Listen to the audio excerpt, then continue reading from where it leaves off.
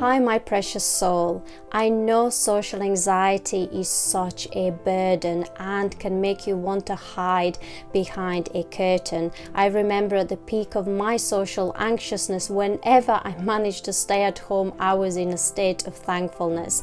And for me, social anxiety lasted for many years, triggering almost 2 decades of painful tears. But when I finally hit rock bottom, I decided to put in a lot of hard work and dedication to heal my anxiety and come up with a healing equation. So in this video, I'm going to share what my social anxiety was like at its worst and also how I managed to get it reversed. My goal is to help you start dealing with your social anxiety as your first and foremost priority. So my dear heart, if you're ready, I'm going to begin.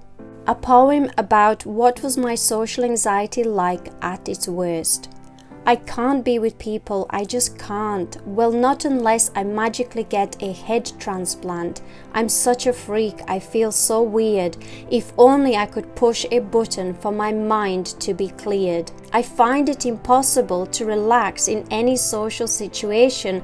The thought of leaving my home makes me want to jump out of my skin with frustration.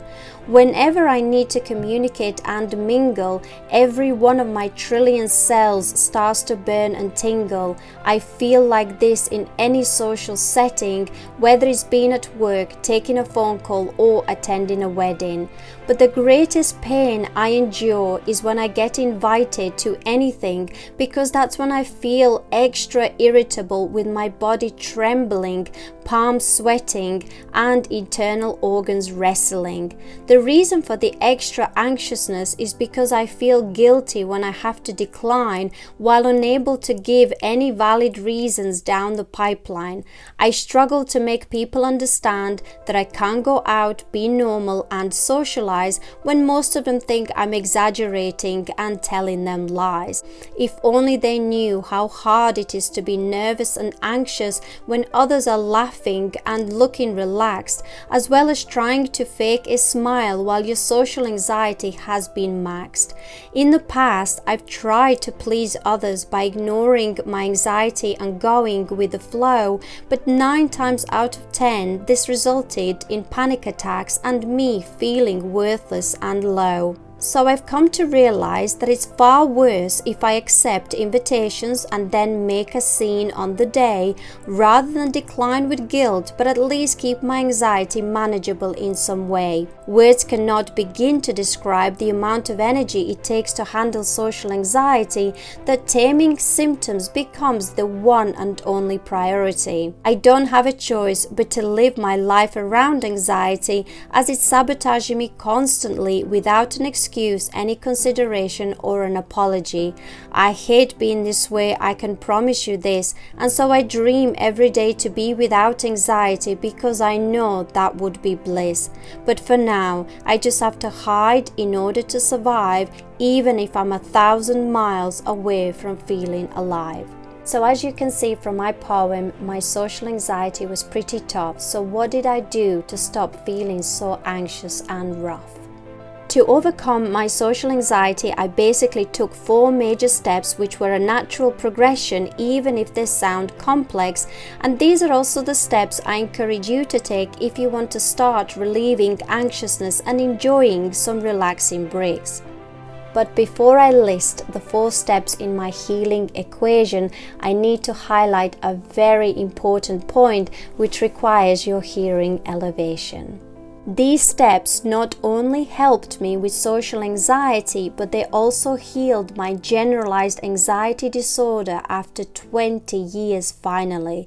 For that reason, I cannot recommend this healing process enough, because this is not just something off the cuff. So how did I manage to overcome my social anxiety? 1. I adopted a healthy and balanced diet tailored for anxiety relief.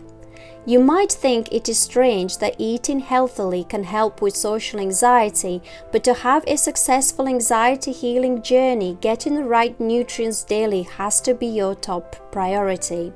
Eating natural whole foods which are rich in vitamins and minerals and are also healthy sources of carbs, protein and fat is exactly what you need for your mind and the nervous system to begin to calm down and stop acting like a brat. Also, consuming foods rich in essential nutrients will give you the energy you need to continue adopting more anti-anxiety techniques and to succeed.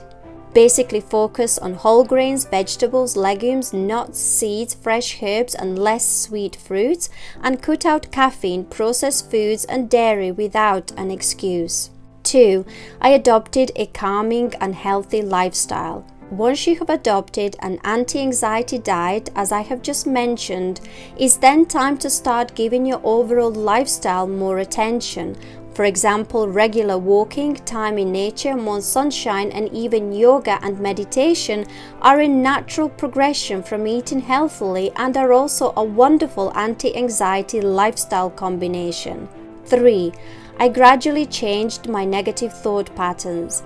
When you have fully integrated a physical activity that you like and a form of relaxation, you want to next tackle your mindset frustration. Identifying your negative thought patterns by journaling for half an hour every day is how you can transform your mindset into sunshine from dull and grey. That's because when you know what are your negative thoughts that keep repeating, it is easier to come up with positive affirmations that can help with negative thought pattern reversing. Of course, you need to commit to practicing your positive affirmations in front of the mirror every day if you want positive thoughts to imprint and stay. 4. I worked hard to turn self-hate into self-love through inner child work. The root of social anxiety stems from childhood, which is not always easy to see when in adulthood. But the moment you start to recreate loving memories that were painful when you were small is when you'll begin breaking down anxiety like a wall. This type of technique is called inner child work, and it involves painting your childhood from fresh like a beautiful piece of artwork. When you start giving your inner child unconditional love is when you can begin to build in your current life self-love. The reason this is the final step to overcome social anxiety is because you need to first adopt healthy eating, living and thinking to be in the right shape to handle inner child work properly. Doing inner child work can be extremely draining, painful and emotional, and that's why you need your physical strength to make this healing technique approachable.